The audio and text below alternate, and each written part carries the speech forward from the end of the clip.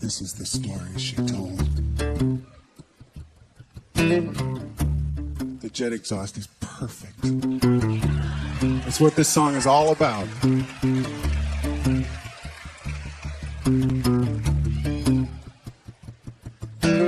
Can I have another quarter, he said. What?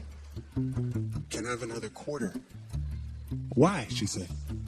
I dropped it, he said. Sure, she said. She handed him another quarter. And he reached out of the window there and dropped it in the toll basket. Up comes the gate, and out comes Johnny's Camaro. Johnny's Camaro.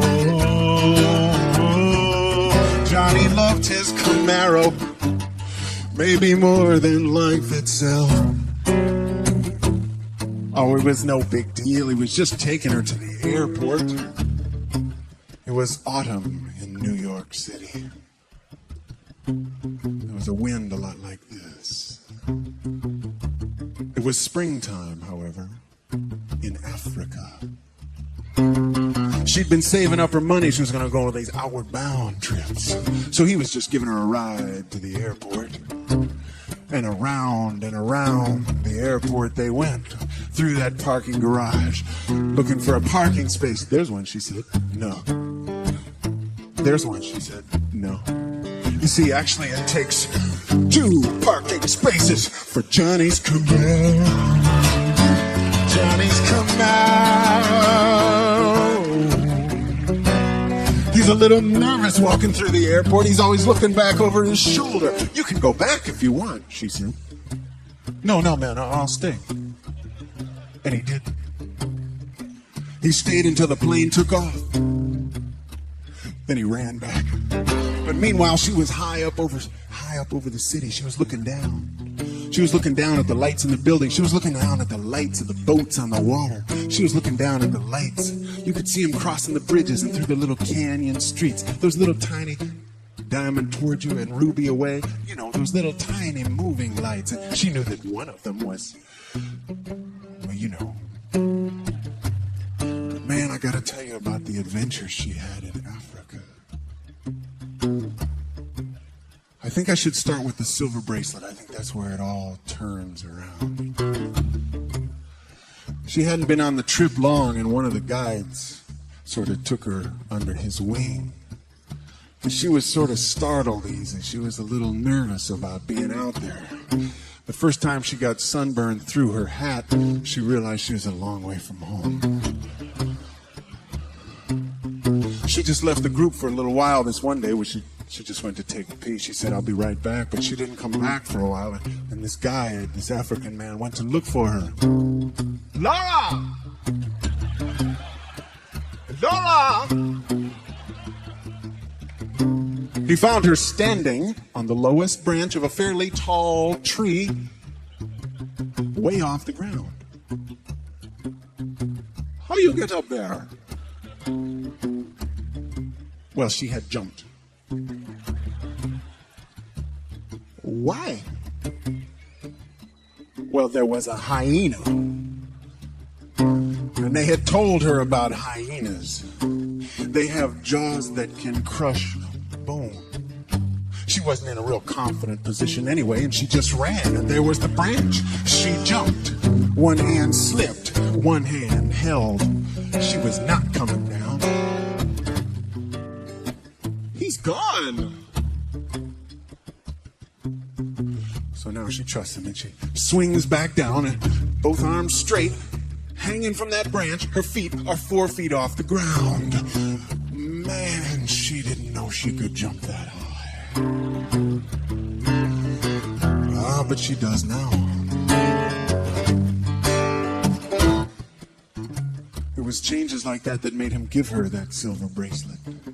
It was the one that he always wear kind of between his elbow and his shoulder, kind of wrapped tight around his arm. It was a beautiful silver bracelet. He bent it down a little bit to fit on her muscle there.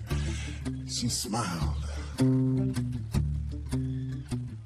So much so that it startled him.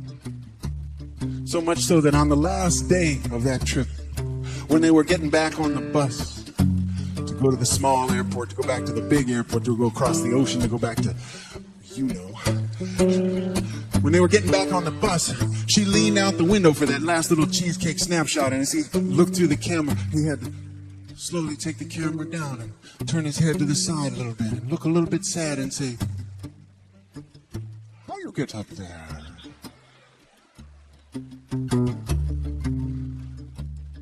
She was dreaming over the ocean, dreaming of being home again, dreaming over the ocean of what would never be the same.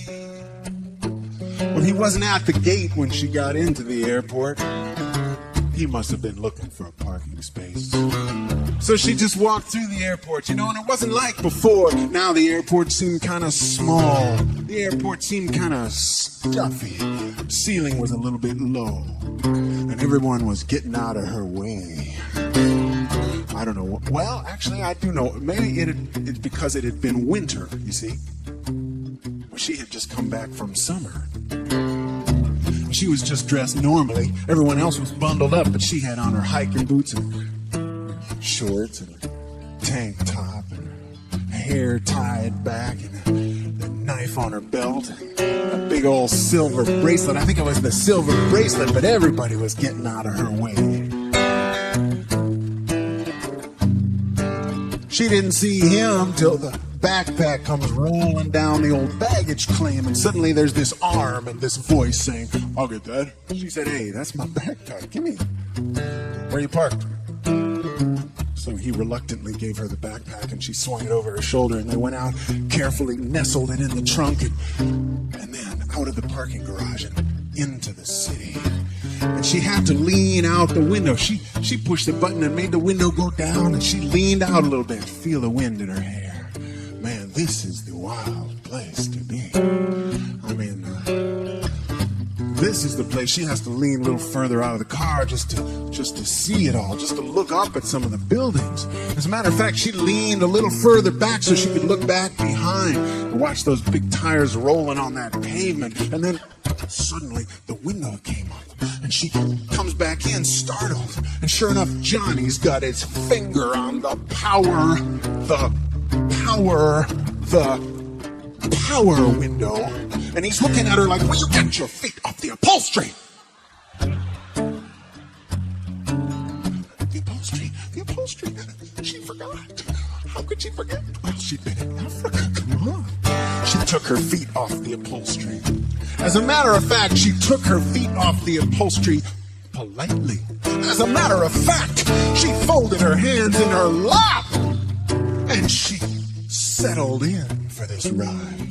I saw just a glint of a smile as she turned her face to one side, maybe to feel the plush upholstery brush against her cheek, maybe to see the lights of the graphic equalizer on the stereo reflected in the side window, maybe to watch that lone drop of water make its weary way across that perfectly waxed surface. But I think it was just to enjoy this ride, this last ride in Johnny's Camaro. Johnny's Camaro.